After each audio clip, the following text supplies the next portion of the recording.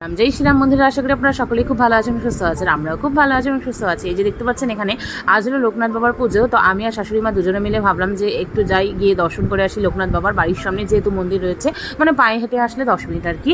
আর এই যে দেখতে পাচ্ছেন এখানে লোকনাথ বাবার আর এর সামনে রাধাকৃষ্ণ ঠাকুরও রয়েছে, আর এখানে যজ্ঞ হচ্ছে। আর যে পরিমাণে মন্দিরের ভেতরে ভিড় ছিল, বাবারে বাবা, পা রাখার জায়গা পর্যন্ত ছিল না, মানে একদম পুরো ভিড়। তো যাই হোক, এই যে মন্দির থেকে মানে ঠাকুরের দর্শন করে, লোকনাথ বাবার দর্শন করে আমরা এই যে বেরিয়ে পড়লাম একটু প্রসাদের দিকে। মানে শাশুড়ি মাকে বললাম যে দর্শন করে আমরা একটু খিচুড়ি প্রসাদ নিয়ে যাব।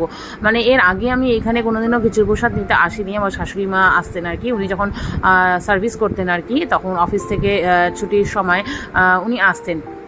হ্যাঁ, তাই ওনার সাথে আর কি উনি গল্প করছিলেন, প্রসাদ নিয়ে যেতেন আর কি বাড়ির জন্য। তো যাই হোক, এই যে আমরা এখন প্রসাদের লাইনে দাঁড়াবো। আর লাইন দেখে তো সত্যি বলতে বন্ধুরা আমার তো পুরো মাথা ঘুরে গেছে। মানে আমি শাশুড়িমাকে বলছিলাম যে এই পরিমাণ ভিড়, হ্যাঁ উনি বলছিলেন যে